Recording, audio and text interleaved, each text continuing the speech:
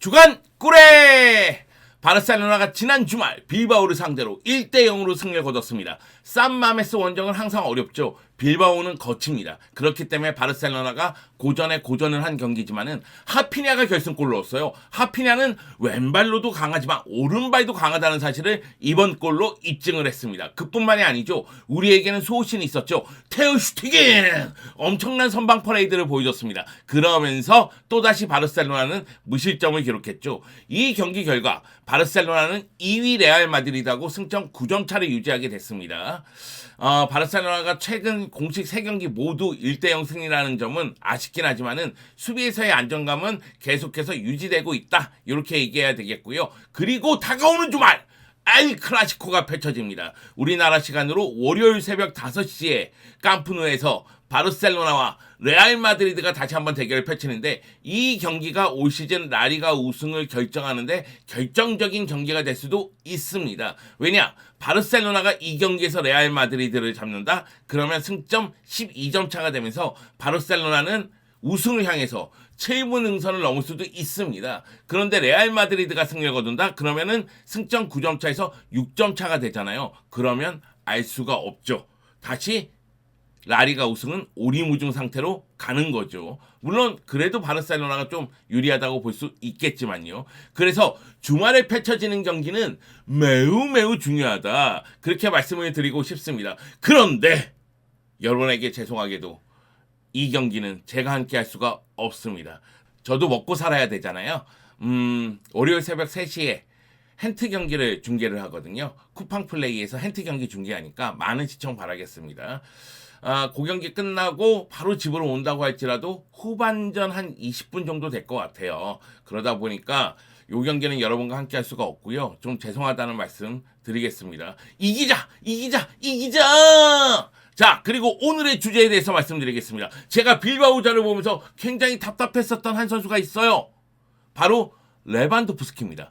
레반도프스키가 햄스트링 부상에서 돌아왔습니다. 코파델레이 준결승 1차전, 레알 마드리드 경기, 라리가 24라운드, 발렌시아 경기 이 두 경기 결정했잖아요. 물론 이 두 경기에서 바르셀로나는 모두 1대0으로 승리를 거뒀는데요. 레반도프스키의 빈자리가 좀 느껴졌어요. 왜? 한 골에 멈춰 있었으니까. 근데 레반도프스키가 들어왔음에도 불구하고 또다시 1대0 승리? 요건 아쉽다. 레반도프스키가 빌바오전에서 90분 출전했는데 슈팅을 4개 했거든요. 근데 유효 슈팅이 하나밖에 되지 않았습니다. 그 점이 좀 아쉬웠다는 거죠. 여전히 레반도프스키는 조금 뭐라고 할까요? 지원을 받지 못하면서 고립된다는 느낌도 있고 그리고 바이에른 뮌헨 시절의 파괴력을 보여주지 못한다는 느낌도 있습니다. 요 얘기는 잠시 후에 하도록 하고요. 요 경기에서 레반도프스키가 아쉬웠던 점은 전반 16분 프랭키 도용이 정말 정확하고 절묘하게 전진 패스를 찔러줬거든요. 근데 그 뒷공간으로 빠져들어가는 레반도프스키가 볼터치가 좀 아쉬웠어. 그러다 보니까 골을 넣는데 실패를 했고 후반 7분에는 발데가 왼쪽으로 완전히 파고들면서 크로스를 올렸고 레반도프스키가 자유롭게 헤더를 했음에도 불구하고 골문을 벗어나고 말았습니다. 그건 뭐냐? 레반도프스키가 이 경기에서 골을 넣을 수 있는 기회가 2차례나 있었다는 거예요. 근데 결정력을 보여주지 못했다는 거죠. 그 점이 아쉽다는 겁니다. 요즘 레반도프스키 보면서 생각되는 거는 뭐냐면 전반기에 진짜 파괴력 대단했거든요. 근데 후반기 들어서 이거 레반도프스키가 예전 같지가 않아. 예전처럼 많은 골을 넣지 못하고 있어. 이거 어떻게 된 거지? 이런 의문이 듭니다. 그래서 오늘은 그 이야기에 대해서 해볼까 합니다. 물론 많은 분들은 레반도프스키에 대해서 의문을 가진다고 너 미친 거 아니야? 이렇게 얘기할 수도 있습니다. 왜? 레반도프스키의 올 시즌 득점 기록을 보면 올 시즌 공식 32경기에서 25골을 넣었습니다.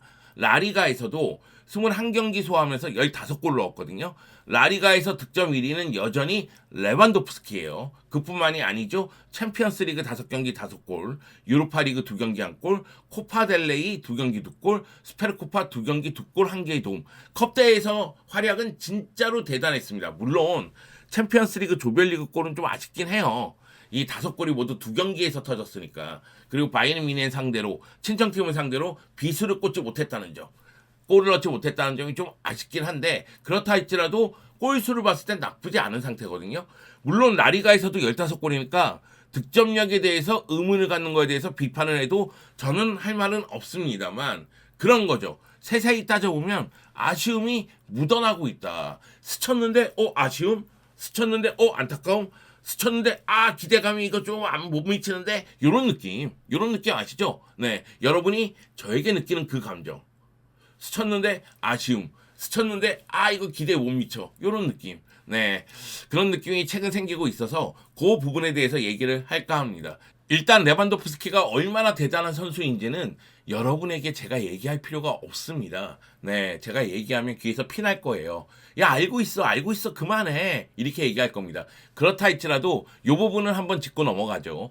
바이에른 뮌헨에서의 득점 기록이요. 도르트문트에서 바이에른 뮌헨으로 2014년 여름에 이적을 했는데 그 다음에 득점 기록을 본다면은 바이에른 뮌헨에서의 데뷔 시즌 2014-15 시즌만 공식 경기에서 25골, 그리고 분데스리가에서 17골. 그 얘기는 뭐냐면 공식 경기에서 40골 이상 넣지 못한 게 요 시즌, 그리고 분데스리가에서 20골 이상 넣지 못한 게 요 시즌 유일하다는 거예요. 그 다음 시즌들은 계속해서 공식 경기에서 40골 이상을 넣었고요. 분데스리가에서 20골 이상을 넣었습니다. 오히려 2018-19 시즌 분데스리가에서 22골 넣은 게 왜 이렇게 못 넣었지? 이런 생각이 들 정도예요.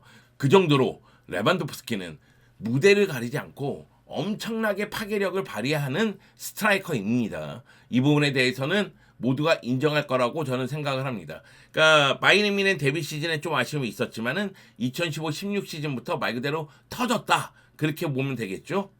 사실 7시즌 연속으로 공식 경기에서 40골 이상 넣는다? 이거 정말 대단한 겁니다. 특히 2019-20 시즌은 공식 경기에서 55골을 넣었어요. 그리고 7시즌 연속으로 분데스리가에서 20골 이상 넣는다? 이것도 엄청난 기록이죠. 분데스리가에서 41골을 넣기도 했거든요. 이게 2020-21 시즌이니까 진짜 온몸이 무기인 스트라이커다 이런 생각이 들었어요. 저희야 메시가 있었기 때문에 레반도프스키가 부럽지는 않았지만 바이에른 뮌헨 만날 때마다 야 진짜 무섭다 이런 생각 했었거든요. 그리고 많이 당하기도 했고. 그런데 레반도프스키가 왔잖아요. 이제 우리의 공격의 상징이 된 거잖아요. 그래서 기대를 많이 했었고 그 기대감을 전반기에 충분히 채워줬습니다. 문제는 후반기죠. 물론 저는 레반도프스키가 올 시즌 라리가 득점왕을 차지할 거라고 예상을 합니다. 득점 2위가 헤타페 에네스 위날, 그리고 에스파뇰의 호셀루인데 3골 차거든요. 근데 이거는 더 벌어질 가능성이 있지 않을까라는 생각을 하는데요. 물론 전반기에 득점력을 회복하지 못한다면은 득점왕을 차지하더라도 이 선수들하고 큰 골차는 나지 않을 수도 있어요. 여하튼 올 시즌 출전 기록을 본다면은 1682분, 112분마다 골을 넣고 있습니다. 박스 내에서 14골, 박스 바깥쪽에서 1골인데 바이에른 뮌헨 시절 기록을 보더라도 박스 안쪽에서의 골이 정말 많았거든요. 그 얘기는 뭐냐면 동료들하고 연계가 이루어지면서 안쪽으로 들어가서 마무리 짓는 경우가 많았다는 거예요. 요 점을 여러분이 인지를 하고 있어야 됩니다. 그리고 왼발 2골, 오른발 13골. 그리고 올 시즌 리그에서는 헤더골이 없습니다. 그럼에도 불구하고 측면 쪽의 개인 플레이를 통해서 측면에서 크로스가 올라가는 경우가 많다 보니까 레반도프스키가 헤더를 많이 시도하고 있는 시즌이기도 합니다. 기회 창출 20회, 슈팅 대비 유효 슈팅 비율이 58%. 이거는 대단히 좋은 기록이죠. 슈팅을 10번 때리면 적어도 5번 또는 6번 정도는 유효 슈팅이 된다는 거니까 대단한 기록으로 보면 되겠고, 평균 패스 성공률이 79%인데 바르셀로나 팬들은 하도 90% 이상의 패스 성공률이 익숙하다 보니까 이거 패스 성공률이 너무 떨어지는 거 아니야? 이렇게 생각할 수 있지만 최전방 스트라이커의 패스 성공률이에요. 그러면 준수하다고 봐야 되겠죠. 2라운드 소시에다드전부터 7라운드 마요르카 전까지 라리가 6경기 연속골을 넣었습니다. 그 6경기에서 9골 2개의 도움을 기록했죠. 말 그대로 매 경기 골을 박아 넣은 겁니다. 그 정도로 레반도프스키는 이거 적응 기간도 필요 없는데 레반도프스키는 레반도프스키구나. 해결사는 역시 해결사구나. 레반도프스키의 발은 불을 뿜는구나. 이런 생각이 들었어요. 그러면서 12라운드 발렌시아전에서 골을 넣으면서 발렌시아전까지 13골 4개의 도움을 기록했습니다. 그러니까 1라운드부터 13라운드까지는 나왔다 하면 거의 골이었어요. 그 정도로 파괴력이 대단했는데 문제는 그 다음부터입니다. 카타르 월드컵 이후에 햄스트링 부상도 최근에 있긴 있었지만은 컨디션 조절에 약간 약간 어려움을 겪었었던 것 같아요. 그러다 보니까 후반기 들어서 기대만큼 골을 넣지 못하고 있다는 거죠.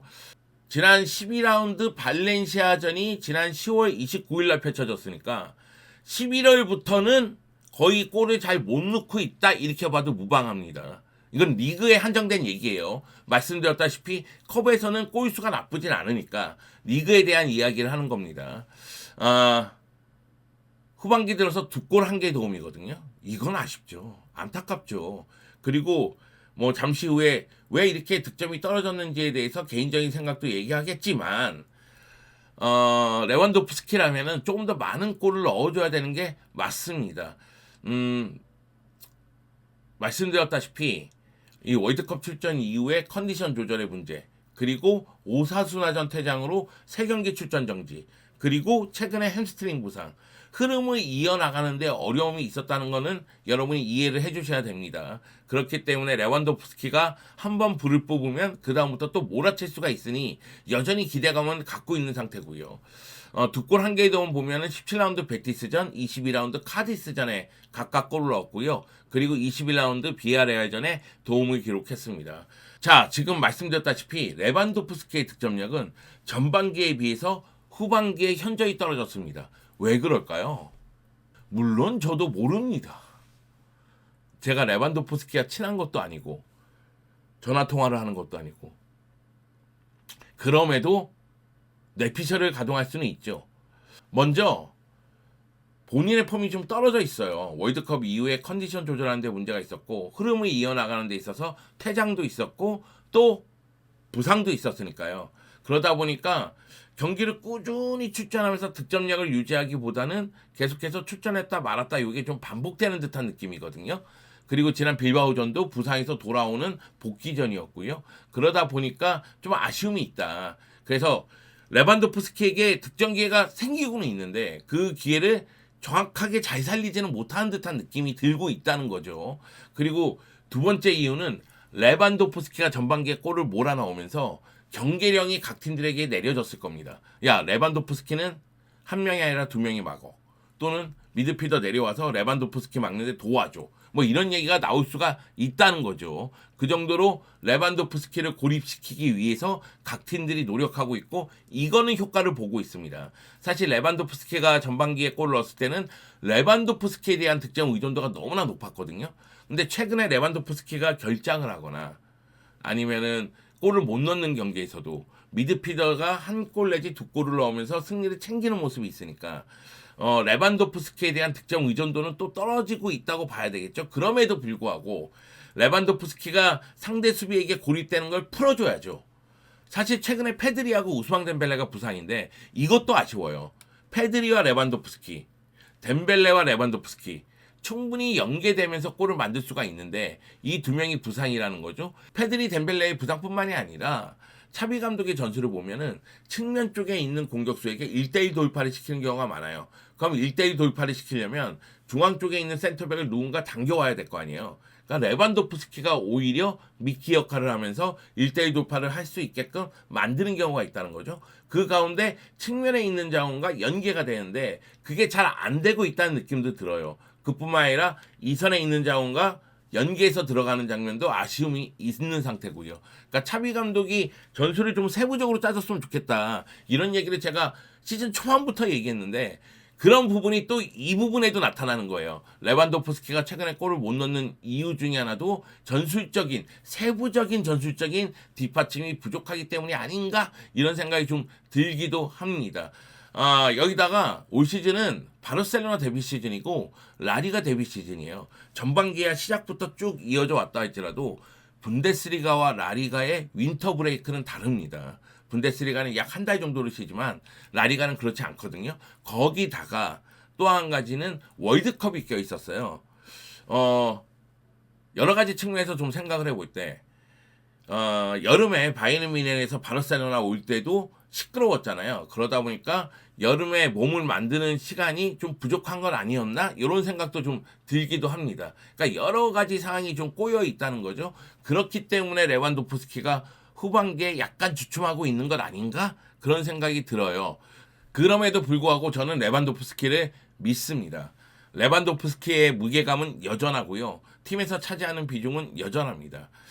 레반도프스키가 올 시즌 바르셀로나 리그 득점의 31%를 차지하고 있습니다. 총 득점에는 이 비율이 더 올라갈 거예요. 왜냐하면 컵 대회에서 득점력이 굉장히 좋았기 때문이거든요. 자, 리그에서 하피냐, 페드리 6골 넣고 있고요. 덴벨레가 5골 넣고 있어요. 그 다음에 안수파티가 3골인가 그런데 확실히 득점 차이가 보이죠? 결국 우리의 해결사는 레반도프스키라는 것. 레반도프스키가 골을 많이 넣을 수 있게끔 만들어줘야 된다는 거죠. 자, 그리고 레반도프스키가 바이에른 뮌헨전 골 못 넣어서 아쉽다 그런 얘기를 하긴 했지만 은근히 큰 경기에서는 골을 계속 넣었습니다. 라리가 9라운드 레알 마드리드 상대로는 도움을 기록했었고 스페르쿠파 결승전 레알 마드리드 상대로 한 골 한 개 도움을 했습니다. 그뿐만이 아니라 챔피언스 리그에서도 인테르전에서 2골 넣었고 유로파 리그에서도 메뉴를 상대로 골 맛을 봤으니까 강팀을 상대로 그리고 중요한 순간에 골을 넣을 줄 안다는 거죠. 여기에 사실 바르셀로나는 최근에 좀 시끄럽잖아요. 네그레이라 사건도 있고 재정적인 문제도 있고. 근데 바르셀로나가 보유한 최고의 무기는 레반도프스키예요. 제가 최근 시끄럽다 이런 얘기를 드린 이유는 레반도프스키보다 더 좋은 자원을 최전방에 두긴 어렵다는 얘기입니다. 레반도프스키가 1988년생인데 나이가 많은 편이거든요. 그런데 2026년 6월까지 바르셀로나랑 계약을 했어요. 그러니까 바르셀로나는 앞으로 두세 시즌은 레반도프스키 중심으로 가겠다는 얘기입니다. 그럼 레반도프스키가 에이징 커브가 오면 안 되잖아요. 결국은 제가 느끼는 감정은 뭐냐면 레반도프스키를 믿고 있으니 득점을 할 수 있게끔 어떻게 해서든 더 만들어주자. 이런 방향으로 가야 된다는 거죠. 물론 팀의 밸런스를 망치지 않는 가운데서 그런 일이 벌어져야 됩니다.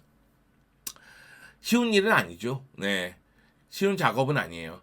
근데 감독이 해야 되는 역할이 그런 거 아니겠어요? 그렇기 때문에 레반도프스키 득점포 빨리 재가동할 수 있게끔 좀 토대를 마련해 줬으면 좋겠고 레반도프스키도 자신의 컨디션을 올리면서 득점포를 좀 많이 가동해 줬으면 하는 바람이 있습니다. 왜 그러냐? 바르셀로나는 올 시즌 유로파 리그에서 탈락했잖아요. 그래서 라리가하고 코파델레이 더블을 노리고 있습니다. 그렇기 때문에 남은 경기 일정 봤을 때 라리가 13경기, 코파델레이는 1경기 또는 2경기예요. 왜? 결승에 못 갈 수도 있으니까. 그런데 가장 중요한 경기는 레알 마드리드하고의 2차례 대결이에요. 그쵸? 바로 얘기한 이번 주말에 펼쳐지는 라리가 26라운드 경기. 이 경기 잡으면 승점 12점 차가 되니까 라리가 우승할 가능성이 높아지고 그리고 4월 6일 날 펼쳐지는 코파델레이 준결승 2차전. 1차전은 산티아고 베르나베우에서 1대0으로 승리했거든요. 근데 2차전도 무승부 이상을 거두면서 결승에 간다면 물론 이제 결승에 오사수나가 올라올지 빌바오가 올라올지는 모르겠지만 코파델레이에서 또다시 우승할 가능성이 높아지지 않을까라는 생각이 듭니다. 그래서 제가 생각하는 건 레반도프스키가 레알 마드리드하고의 경기에서 골을 좀 넣어줘야 돼요. 도움을 하던가. 일단 공격 쪽에서 보여줘야 돼. 난 믿는다. I believe you, I trust you, I love you. 레반도프스키. 결국 레반도프스키를 주제로 뽑은 이유는 다가오는 엘클라시코에서 골 넣어줘라. 부탁하고자.